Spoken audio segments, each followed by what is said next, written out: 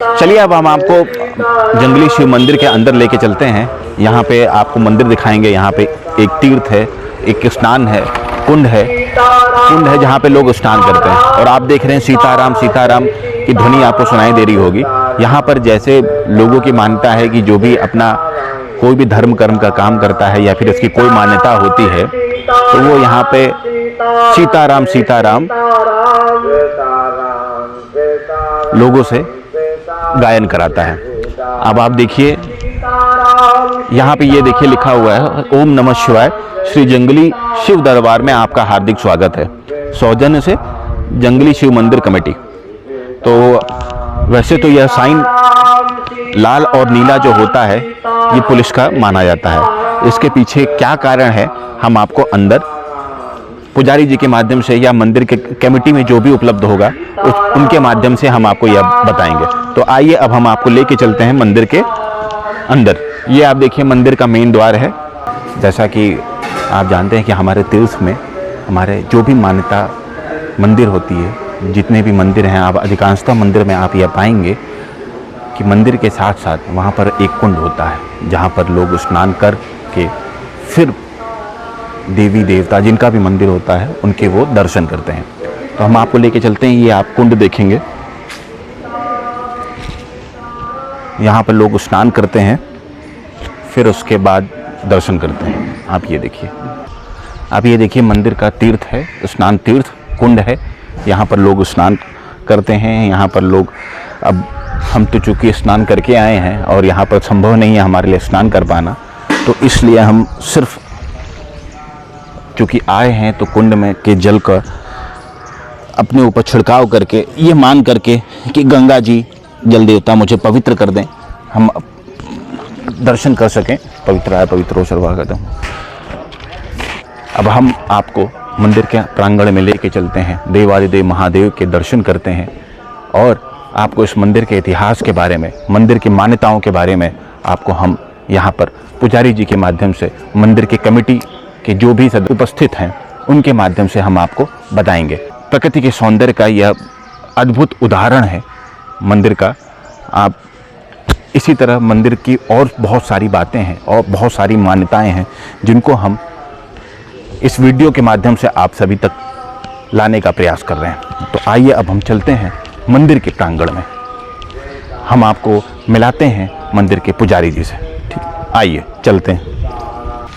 यहाँ पर हम आपको मंदिर के कमेटी के सदस्य, कोषाध्यक्ष जी हैं, उनसे मिलवाएंगे और मंदिर के पुजारी जी जो इस मंदिर का इतिहास बताएंगे। सबसे अच्छी बात यह है कि इस मंदिर का जब से निर्माण हुआ है, इस मंदिर में जो पुजारी जी रहे हैं वो भी हमारे बीच मौजूद हैं। उनसे भी हम जानेंगे इस मंदिर का इतिहास, यहाँ की क्या मान्यता है और इस मंदिर का जो नाम है वही आकर्षण का केंद्र है, जंगली शिव मंदिर। मैंने भी यह नाम सुना जंगली शिव मंदिर तो मुझे भी यह अनोखा लगा। तो इस मंदिर का ऐसा नाम क्यों है और देवादिदेव महादेव यहाँ पर कब से विराजमान हैं, इन सभी के बारे में हम आपको मंदिर के पुजारी जी और मंदिर के कमेटी के सदस्य जो भी लोग मौजूद हैं उनके माध्यम से हम आप सभी को यह बात बताएंगे। तो आइए पंडित जी, आपका शुभ नाम? हमारा नाम सर्वजीत जी। सर्वजीत जी पंडित जी, यहाँ ये इस मंदिर को जंगली शिव मंदिर ऐसा क्यों कहा जाता है, ऐसी क्या मान्यता है? जंगल था यहाँ पहले, बहुत पुराना जंगल था और तभी छोटा मंदिर यहाँ बना हुआ था, छोटी ईंटों का। और तभी से जब भोलेनाथ की दया होती है तो जो आदमी चाहता है और उसकी इच्छा पूरी हो जाती है, तभी से मान्यता बढ़ रही है। अब आज बहुत कुछ हो चुका है। बात तो सही है कि अगर भोलेनाथ चाहेंगे, वो देवों के देव ऐसे ही नहीं कहे गए हैं, उन्हें औगड़धानी कहा गया है। जब लोगों की मान्यता पूरी होती है, जब लोगों की इच्छा पूरी होती है तो ही लोग विश्वास करने लगते हैं और उस मंदिर की, उस जगह की जो मान्यता है वह बढ़ जाती है। तो अब हम आपसे जानना चाहेंगे, आपका सबसे पहले आप अपना परिचय। प्रदीप कुमार सिंह हमारा नाम है और मैं मंदिर कमेटी का कोषाध्यक्ष और व्यवस्थापक दोनों हूँ। अच्छा, कोषाध्यक्ष और व्यवस्थापक आप दोनों हैं, तो इस मंदिर को लेकर के आपका क्या कहना है कि इस मंदिर, सबसे पहले मंदिर का इतिहास ही आपके माध्यम से जानते हैं। जो भी इतिहास है, जो भक्तों का जो भी मानता है, जो श्रद्धा है, वो यहाँ पर क्यों आई, लोग इस मंदिर को क्यों मानने लगे। और जंगली शिव मंदिर, जैसा पुजारी जी ने बताया कि पहले जंगल था, तो हम यही जानना चाहते हैं कि आपके माध्यम से हम लोगों को यह बताना चाहते हैं इस मंदिर के इतिहास के बारे में। सबसे पहले ये बताना चाहूँगा कि ये यहाँ पर बहुत जंगल था, जैसा कि हमको सुनने में मिला। और यहाँ पर जो भोले बाबा का जो मेन मंदिर बना हुआ है, उसमें जो मूर्ति है उसकी स्थापना नहीं हुई थी। पहले से मूर्ति दिखी लोगों को यहाँ पर। जी, शिवलिंग जो है वो दिखा वहाँ पर, और चरवाह वगैरह चरा रहे थे जानवर अपने। तब उन्होंने गांव के लोगों को सूचना दी। गांव के लोगों ने आकर के यहाँ पर एक मिट्टी का चबूतरा बना दिया शिवलिंग के किनारे। उसके बाद में यहाँ पर अतरौली जो गांव पड़ता है, उसमें थाना है। तो वहाँ के उस समय यशो थे विश्वनाथ श्रृंगारी जी थे। उनके यहाँ चोर पकड़ के लाए थे, चोर भाग गए थे। तो उन्होंने ये मन्नत मानी कि अगर हमारे चोर मिल जाएंगे तो मैं यहाँ पर मंदिर का निर्माण करवाऊंगा। तो चोर मिले उनके, और उसके बाद में उन्होंने यहाँ पर भोले बाबा के मंदिर का निर्माण करवाया। काफ़ी पुराना मंदिर है ये, और ये जो इसका शिवलिंग है, इसकी स्थापना नहीं हुई है, ये स्वयं से ही इसी तरीके से है। और दिन में 3 बार करीब शिवलिंग रंग बदलता है, ऐसा जो लोग यहाँ पर परमानेंट रहते हैं पुजारी लोग, उनका कहना है। और इसके दाहिने तरफ एक कमल का तालाब है, जिसमें कमल के फूल बारिश में निकला करते हैं।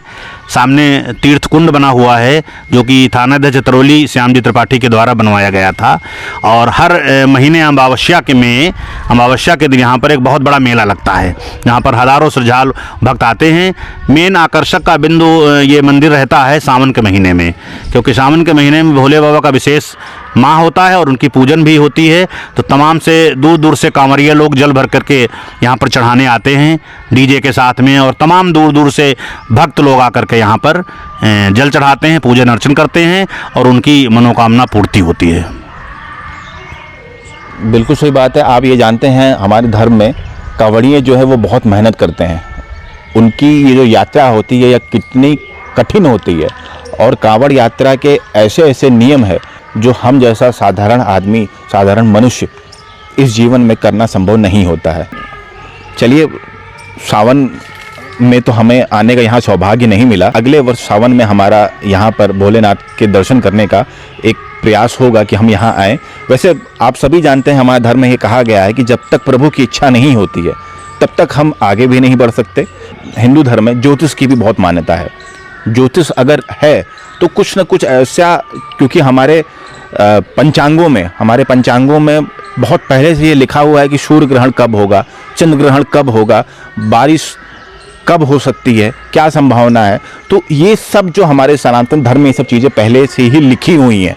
मैं बार बार अपने इस चैनल के माध्यम से यह बताता आया हूँ कि हमारा सनातन धर्म विज्ञान से बहुत आगे है। आज नासा जो है वो वैज्ञानिक संस्थान है अमेरिका का, वह यह बताता है कि सूर्य ग्रहण कब लगेगा, चंद्र ग्रहण कब लगेगा, मगर हमारे जो पत्रा हैं उन पत्राओं में यह पहले से ही लिखा हुआ है। तो इसलिए हम आपसे बार बार ये कहते हैं कि अपने इस सनातन धर्म को जानिए, पढ़िए, समझिए कि हमारा सनातन धर्म कितना आगे है। अब हम बात करते हैं, जैसा उन्होंने बताया कि शिवलिंग अपने आप निकला है, यह स्वयं निकलता है, उन्हें हम स्वयंभू शिवलिंग के नाम से जानते हैं। तो जहाँ पर शिवलिंग स्वयं निकला हो, आप समझिए कि वहाँ पर अवश्य ही देवादिदेव महादेव भोलेनाथ का आशीर्वाद जरूर है। तो अब हम आके आपको मिलाते हैं मंदिर के सबसे पुराने पुजारी जी से, जो सुनने में थोड़ा सा असमर्थ हैं, उनको बहुत कम सुनाई देता है, मगर फिर भी हम प्रयास करेंगे। हमारा प्रयास है कि उनके माध्यम से आप लोगों को कुछ बता सकें इस मंदिर के बारे में। तो आइए हम आपको लेके चलते हैं मंदिर के सबसे पुराने पुजारी जी के। तो आपके बारे में बताया गया है कि आप सबसे पहले आप ही इस मंदिर के पुजारी रहे हैं, और आप इस मंदिर में कब से हैं? हम आवाज के हैं जिंदगी भर, छोटे पर से रात नहीं रुकते रहा। रात में तो श्री विश्वनाथ श्रृंगारी के भगवान ने पत्थर मंगवाया, तब से हम 1955 से रहते हैं रात दिन यहाँ। 1955 से इन्होंने बताया कि 1955 से ये रात दिन यहीं पर रहते हैं। इनका बाल्यकाल और आज इस समय ये बुजुर्ग अवस्था में, सब पूरा समय इन्होंने अपना जीवन यहीं भोलेनाथ के दरबार में बिताया है। तो पुजारी जी यहाँ पे मंदिर कैसे बना और लोग यहाँ पर कैसे आने लगे, लोगों की क्या आस्था है, क्या मान्यता है इस मंदिर में? मंदिर असल में यहाँ जंगल था, जंगल में यहाँ चरवाहों ने देखा कि यहाँ पर एक मूर्ति निकली। मूर्ति निकले के बाद में पता लगाया, पूजा वूजा होने लगी और ये 625 साल हो गया मूर्त जमीन से निकली, कोई ऐसा भी नहीं किया है। और दिन भर में 3 रंग होते, सुबह के रंग और दोपहर का और सायंकाल का और 3 रंग बदलते हैं दिन भर में। तो ये आप बता रहे हैं शिवलिंग का रंग दिन में 3 बार बदलता है, तो ये कब कब बदलता है? कुछ कोई समय निर्धारित है या फिर जब प्रभु की इच्छा होती है तभी? हाँ, तभी बदलता है और दिन भर में 3 रंग अनिवार्य है बदलना। हाँ, दे दिन में 3 बार रंग बदलता है इस शिवलिंग का। यह पहली बार सुनने में आया है कि दिन में 3 बार शिवलिंग का रंग बदलता है। अगर विज्ञान यहाँ पर आएगा तो विज्ञान किस बात का और कैसे ये पता लगाएगा कि यहाँ पर शिवलिंग का रंग कैसे बदलता है? क्योंकि यहाँ पर शिवलिंग के आसपास मैं आपको बताऊं कि कोई भी इलेक्ट्रिक वायर नहीं है, कोई भी ऐसा फाउंटेन नहीं है, कोई भी ऐसी चीज़ नहीं है जिससे रंग शिवलिंग पर पड़ता हो, मगर शिवलिंग का रंग बदलता है। तो यह अद्भुत है, इसमें विज्ञान कहीं भी दिखता नहीं है, ये सिर्फ आस्था है और यह भगवान का आशीर्वाद है कि शिवलिंग का रंग स्वयं बदलता है। इस मंदिर के बारे में आप कुछ और बताइए। बारे में 11:30 बजे रात में हमको आकाशवाणी किया भोले बाबा ने कि ये मूर्त 625 साल निकले हो चुका है। अच्छा, आकाशवाणी हुई और आपको यह पता चला कि 625 साल हो गया इस मंदिर को? उन्होंने सन बताया था। हाँ। तो वही जोड़ के बताया 625 साल हो गया। अद्भुत, 625 साल हो गया इस शिवलिंग को। मतलब जब आपको बताया था तब उन्होंने बताया कि 625 साल हो गए हैं, कि मतलब उन्होंने आपको ये बताया था कि कब साल हो गया? हाँ, 2 साल हो गया, ज़्यादा टाइम की नहीं। अच्छा, आपको 2 साल पहले पता चला कि इस मंदिर को, शिवलिंग को निकले हुए 625 साल हो गए। और इनको नाम है स्वयंभू। हाँ, स्वयंभू। तो जो भी शिवलिंग जमीन से स्वयं निकलता है, उसकी स्थापना नहीं की जाती है, तो उसे हम स्वयंभू शिवलिंग के नाम से ही जानते हैं। हम आपको मंदिर के आसपास के क्षेत्र का जो स्थिति है और क्या अद्भुत है इस क्षेत्र के बारे में हम आपको मंदिर के कमेटी के कोषाध्यक्ष हैं, उनके माध्यम से हम आप सभी को बताएंगे। तो आइए हम चलते हैं मंदिर के एक ऐसे स्थल पे जहाँ पर कमल का पेड़ निकला हुआ है, कमल के फूल बहुत निकलते हैं, और आप देखिए कि उसकी क्या स्थिति है। इसके बारे में ये सारे जो बातें हैं ये आपको कोषाध्यक्ष जी बताएंगे। जानवरों के पानी पीने का प्याऊ। गर्मी के मौसम में हम लोग सोशल मीडिया पे और बहुत सारे चैनल लोग और जितने ये पशु पक्षी प्रेमी हैं वह बहुत बार बार ये बोलते हैं कि गर्मी के मौसम में आप अपने छत पर दाना रख दीजिए, मिट्टी के कटोरे में, मिट्टी के बाउल में आप पानी रख दीजिए ताकि पशु पक्षी पी सकें। क्योंकि जनसंख्या बढ़ती जा रही है, लोग पेड़ काटते जा रहे हैं, तालाब सूखते जा रहे हैं, तो पशु पक्षी पानी कहाँ पिएंगे। तो आप देखिए इस मंदिर में भोलेनाथ जो पशुपतिनाथ भी माने जाते हैं, और आप देखिए उनके इस मंदिर में जानवरों के लिए भी व्यवस्था की गई है। फ़िलहाल अभी इसमें पानी तो नहीं है, इसीलिए मैं कह रहा हूँ कि मंदिर की व्यवस्था का, मंदिर के सौंदर्यीकरण की बहुत आवश्यकता है। आप यह देख सकते हैं कि जो प्याऊ है यह अभी सूखा पड़ा है। भगवान देवादिदेव महादेव के आशीर्वाद से अभी हम सूखे में नहीं हैं, हमारे यहाँ अकाल नहीं है, मगर यहाँ पर कुंड, अभी ये जो प्याऊ है यह अभी सूखा हुआ है। तो अब हम आपको दिखाते हैं इस मंदिर के आसपास का क्षेत्र में, यह क्षेत्र जहाँ पर कमल के पेड़ लगे हुए हैं, छोटे छोटे पौधे हैं कमल के, और कमल के ऐसा यहाँ पे बताया गया है कि कमल का फूल यहाँ पे बहुत खिलता है। तो आइए अब हम इसके बारे में मंदिर के कोषाध्यक्ष प्रदीप जी से पूछते हैं कि यह क्या है और यहाँ पर इसको कैसे सुधारा जा सकता है। तो इसके बारे में ज़रा हमें विस्तार से बताइए कि हम, हमारे जो दर्शक हैं वो यह जान सकें कि इस यहाँ पर क्या है। कच्चा तालाब ये है और भोले बाबा का जहाँ पर स्थान है, जो मंदिर है, मंदिर के दाहिने तरफ ऐसी मान्यता है, शिवपुराण में भी लिखा हुआ है कि अगर कमल का तालाब होता है तो वो बहुत ही सिद्ध स्थान भी होता है। अब चूँकि इसमें थोड़ा सौंदर्यीकरण की आवश्यकता है, क्योंकि इसमें जानवर वगैरह बगल के गाँव के आकर के इसमें कूद जाते हैं, तो इसके लिए अगर इसमें बैरिकेटिंग या खंभे लग जाएँ या बाउंड्री टाइप की कोई बन जाए, गेट लग जाए, तो इससे इसकी सुरक्षा हो जाएगी और कमल के फूल जब आवश्यकता हो तब उनको तोड़ करके भोले बाबा को अर्पण किया जा सके। आप जानते हैं कि कमल का फूल हमारे सभी देवी देवताओं को अर्पित किया जाता है। कमल का फूल सबसे ज़्यादा अर्पित किया जाता है वो देवी लक्ष्मी को, जो धन की देवी, धन और सौभाग्य की देवी माँ लक्ष्मी है। आप यहाँ पर सोचिए कि प्रकृति ने इतना बड़ा स्थल दिया है कि यहाँ पर कमल के फूल बहुत खिलते हैं। थोड़ा सा बस आवश्यकता है कि इसके सौंदर्यीकरण की, रखरखाव की, ताकि यहाँ पर कमल का फूल भोले बाबा को अर्पित किया जा सके।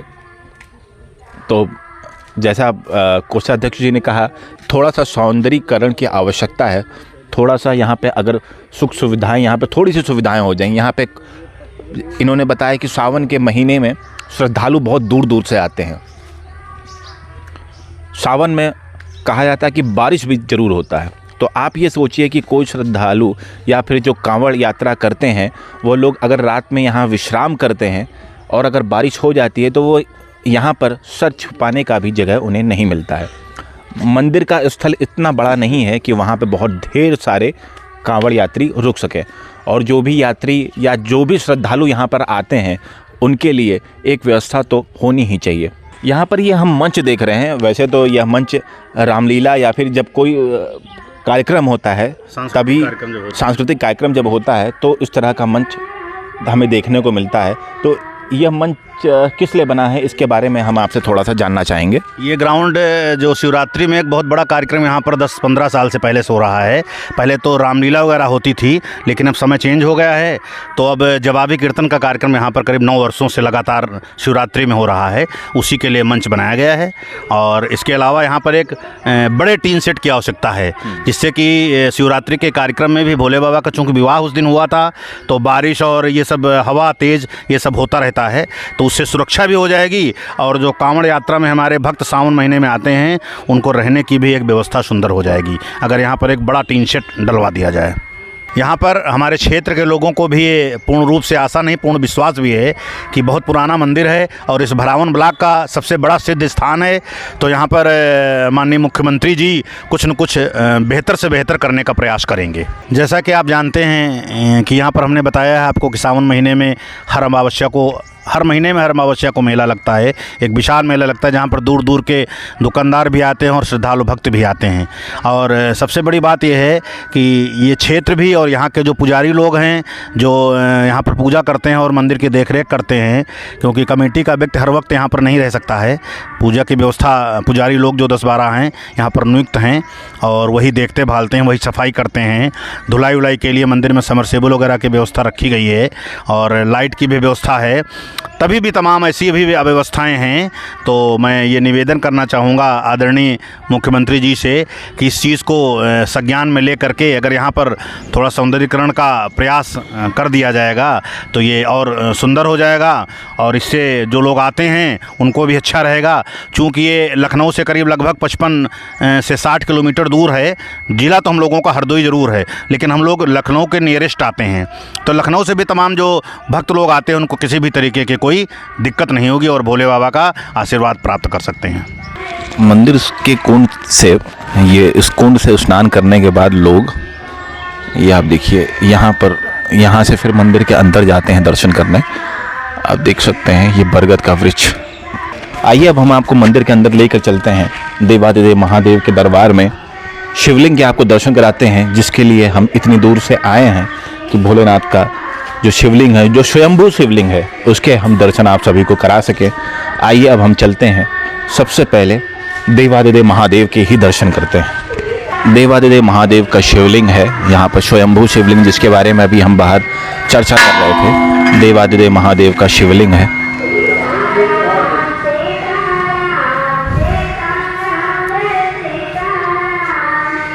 हमारे धर्म में सबसे पहले प्रथम पूजनीय गणेश जी को जल अर्पित किया जाता है। तो हम जल सबसे पहले प्रथम पूजनीय गणेश जी को अर्पित करेंगे, उसके बाद देवादिदेव महादेव को हम जल अर्पित करेंगे। आइए।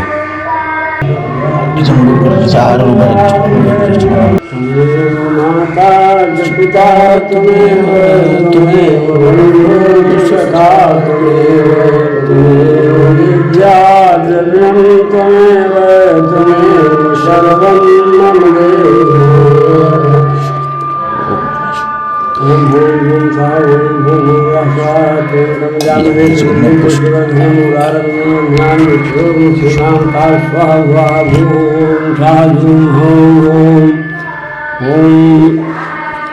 ओम भूम स्वाहा ओम भूर्भुवः स्वाहा त्र्यंबकं यजामहे सुगंधिं पुष्टिवर्धनम् उर्वारुकमिव बन्धनान् मृत्योर्मुक्षीयमामृतात् स्वाहा भुवः भूः ओम स्वाहा ओम जूं स्वाहा ओम भूर्भुवः स्वाहा त्र्यंबकं यजामहे सुगंधिं पुष्टिवर्धनम् उर्वारुकमिव बन्धनान् मृत्योर्मुक्षीयमामृतात् स्वाहा भुवः भूः ओम स्वाहा ओम नमः शिवाय ओम नमः शिवाय ओम नमः शिवाय ओम नमः शिवाय। ओम नमो बिल्वने च कविचने च नमो वरुणे च वर्धुने च नमः श्रुताय च सुसेनाय च नमो दुन्दुव्याय च हनन्याय च नमो विष्णवे। दर्शनं बिल्पत्रस्य स्पर्शनं पापनाशनम् अघोर पापसंहारं बिल्पत्रं स्वापं त्रिडं दुगुणाकारं त्रिनेत्रं च दुदादं त्रिजन पापसंहारं बिल्पत्रं स्वापं अखंडे बिल्पत्रस्य पूजय श्री शंकरं कोटिकन्या महादानं बिल्पत्रं स्वापं विधाल बिल्पत्राणि च पुष्पाणि मे सुगंधिनी भवानी ईश्वर कुसुम्भी। ओम नमः शिवाय बिल्पत्रं समर्पयामि भोलेनाथाय नमः देवादिदेव महादेव। ओम नमः शिवाय ओम नमः शिवाय नमः शिवाय नमः शिवाय। ओम त्र्यंबकं यजामहे सुगंधिं पुष्टिवर्धनम् उर्वारुकमिव बन्धनान् मृत्योर्मुक्षीयमामृतात्। ओम नमः शिवाय ओम नमः शिवाय बिल्पत्रं समर्पयामि भोलेनाथाय नमः। ओम नमः शिवाय पुष्पं समर्पयामि। ओम नमः शिवाय देवादिदेव महादेव। ओम नमः शिवाय ओम नमः शिवाय। जय वासुकी जी की जय हो, वासुकी जी की जय हो, जय नंदी महाराज की जय हो, नंदी महाराज की जय हो। ओम नमः शिवाय नंदी महाराज की जय हो। ओम नमः शिवाय ओम नमः शिवाय देवादिदेव महादेव। ओम नमः शिवाय ओम नमः शिवाय ओम नमः शिवाय ओम नमः शिवाय।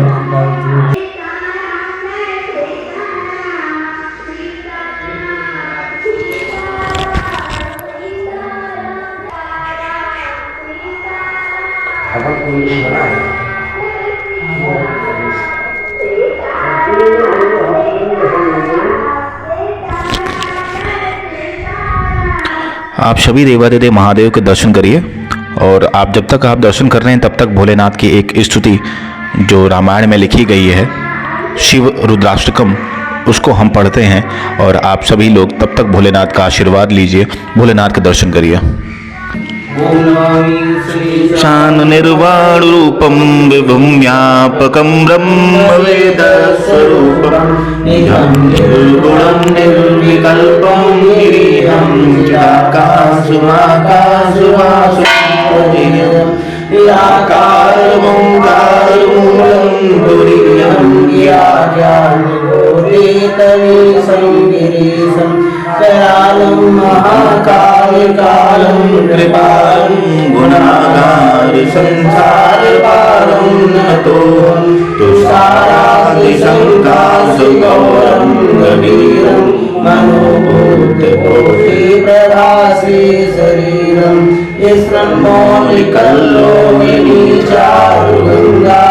शतबालपालेन्दुकण्ठे भुजङ्गा चलत्कुण्डलं रोषनेत्रं विशालं प्रसन्नानिनं नीलकण्ठं दयालं मृगाधीशचर्माम्बरं मोदमालं प्रियं शङ्करं सर्वनाथं भजामि प्रचण्डं प्रकष्टं प्रगल्भं परेशम् अखण्डं अजं कोटिप्रकाशं त्रयासूर्यनिर्मूलिनं सूर्यपानं भजेऽहं भवानीपतिं भाग्यगम्यं करातीतकल्याणकल्पान्तकारिं सदा सच्चिदानन्दधारापुरारि चिदानंद संगोहारि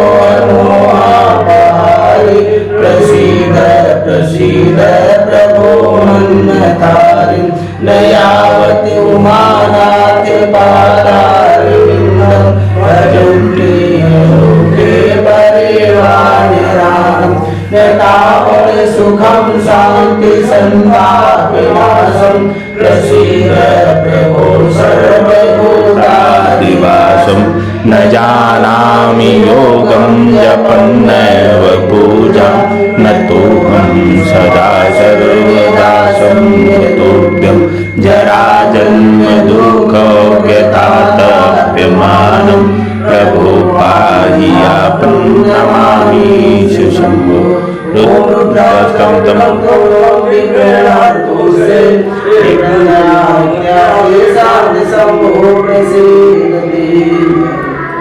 यहाँ पे आप देखिए, यहाँ पर कृष्ण भगवान का जन्म मनाया जाता है, तो इसके बारे में पुजारी जी बताएंगे आपको। जी बताइए बोलिए आप। यहाँ पर कृष्ण भगवान का जन्म मनाया जाता है जन्माष्टमी के दिन। बहुत हर्षोल्लास के साथ बड़ी भीड़ होती है। यहाँ पर पुजारी जी ने बताया कि जन्माष्टमी के उपलक्ष्य में यहाँ पर भगवान श्री कृष्ण का जन्म मनाया जाता है। यहाँ पर मंदिर के द्वारा ही व्यवस्था की जाती है। भक्तों को जन्मोत्सव के पश्चात प्रसाद भी वितरण किया जाता है। आइए अब हम मंदिर के अन्य भाग में चलते हैं। वहाँ पर जो भी मूर्तियाँ हैं उन सभी के बारे में हम आपको पुजारी जी के माध्यम से बताएंगे। आप सभी को हम दर्शन भी कराते हैं। आप ये देखिए, सामने श्री संतोषी माता का मंदिर है। संतोषी माता की मूर्ति आप देख सकते हैं यहाँ पर है। संतोषी माता को गणेश जी की पुत्री के रूप में जाना जाता है। इनका नाम संतोषी है और इस कलयुग में संतोष की बड़ी कमी है। हमारे अंदर, हम सभी लोगों में संतोष की बड़ी कमी है।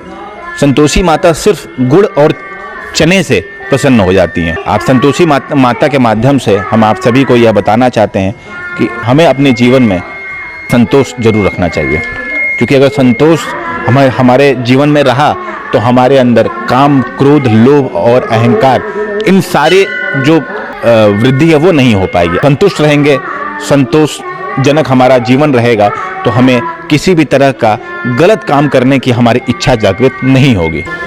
यहाँ पर देखिए, राधा कृष्ण जी का मंदिर है। प्रेम को, इस संसार में प्रेम को बढ़ाने में अगर किसी का सबसे ज़्यादा योगदान है तो वह भगवान कृष्ण को ही जाता है। भगवान कृष्ण और राधा जी की जो प्रेम कहानी है वो बहुत ही अद्भुत है। हमारे धार्मिक पुस्तकों में आप यह देखेंगे, आप यह पाएंगे कि किस तरह इन लोग का प्रेम था, वह अद्भुत था, अकल्पनीय था। प्रेम क्या होता है, प्रेम की परिभाषा यह भगवान कृष्ण और राधा जी ने हम सभी को बताई थी। अब हम आपको ये लेके आए हैं कि आप देखिए त्रिशक्ति पीठम। त्रिशक्ति पीठम आखिर में क्या है, इसके बारे में पुजारी जी बताएंगे। जी पुजारी, ये त्रिशक्ति पीठम जो है, ये त्रिशक्ति हमें माँ काली, माँ लक्ष्मी, माँ सरस्वती दिख रही हैं, तो आप जरा ये त्रिशक्ति पीठम के बारे में हमें बताएं। त्रिशक्ति में महाकाली, महालक्ष्मी और महासरस्वती जी हैं। यहाँ पर देवी सरस्वती, देवी लक्ष्मी और माँ काली की मूर्तियाँ हैं। जैसा कि आप सभी जानते हैं कि हमारे शास्त्रों में बताया गया है कि ज्ञान की देवी हैं देवी सरस्वती, जो ब्रह्मा जी की पत्नी है। ब्रह्मा जी संसार के रचयिता हैं। वो जो भी हमारे कुंडली में जो कुछ लिखा जाता है, जो भी हमारे भाग में लिखा गया है, वह ब्रह्मा जी लिखते हैं। तो जो भी ज्ञान की बातें हैं, जो भी लिखने पढ़ने के लिए हमें ज्ञान की आवश्यकता होती है, उस ज्ञान को देने के लिए देवी सरस्वती ही उनकी अर्धांगिनी है। और उसके बाद हम आते हैं माँ लक्ष्मी। संसार को चलाने का जो दायित्व है वो भगवान विष्णु पे है। भगवान विष्णु को जगत का पालनहार कहा जाता है, वही इस संसार को चलाते हैं। तो भगवान विष्णु की सहायता के लिए देवी लक्ष्मी उनके साथ विराजमान रहती हैं। देवी लक्ष्मी धन सौभाग्य की देवी हैं। उसके बाद माँ आदिशक्ति, माँ काली, जो विनाश की देवी कही जाती हैं। माँ काली जब देवी आदिशक्ति का 7वां रूप है। नवरात्र के समय आप यह देखेंगे कि सप्तम कालरात्रि के नाम से जाना जाता है। कालरात्रि, सप्तम कालरात्रि। तो देवी काली विनाश की देवी मानी जाती हैं। बहुत सारे ऐसे राक्षस हैं जब उनका कृत्य इतना हो गया था कि संसार में असंतुलन बढ़ने लगा था, उनके पापों के कारण धर्म का विनाश होने लगा था, तो उन पापियों के विनाश के लिए माँ आदिशक्ति ने देवी काली का रूप लिया था। दुर्गा जी का एक मंत्र है जो हम सभी जानते हैं, वह मंत्र है ओम सर्वमंगल मांगल्ये शिवे सर्वार्थ साधिके शरण्ये त्र्यंबके गौरी नारायणी नमोस्तुते। सभी प्रकार के कल्याण के लिए इस मंत्र को पढ़ना चाहिए। वैसे आप देखिए दुर्गा सप्तशती में बहुत सारे मंत्र हैं। जो भी हमारी आवश्यकताएं हैं उन सारी आवश्यकताओं को पूर्ण करने के लिए दुर्गा सप्तशती में सारे मंत्र लिखे हुए हैं। बजरंग बली जी जो इस कलयुग के जागृत देवता के रूप में जाने जाते हैं। बजरंग बली जो भगवान राम के परम भक्त माने गए हैं, जो भगवान देवादिदेव महादेव के 8वें अवतार के रूप में जाने जाते हैं बजरंग बली। आइए अब हम आपको उनके दर्शन कराते हैं। ओम श्री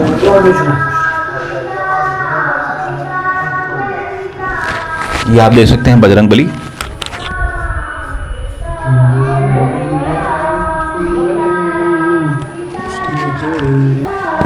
ये लक्ष्मी नारायण अर्थात भगवान विष्णु और माता लक्ष्मी जी का यह मंदिर है। हमें इस संसार को चलाने वाले जगत के पालनहार भगवान विष्णु ही हैं। आज ये संसार जो चल रहा है यह कहीं न कहीं भगवान विष्णु के आशीर्वाद से ही चल रहा है। और कहा गया है कि जब भी अधर्म बहुत ज़्यादा मजबूत होता है, पाप बहुत ज़्यादा बढ़ जाता है, तो अधर्म और पाप को मिटाने के लिए भगवान विष्णु धरती पर अवतार लेते हैं। अब हमें यह देखना है कि भगवान विष्णु इस कलयुग में किस अवतार में आकर के हमारे जीवन को, हमारे धर्म को आगे बढ़ाते हैं।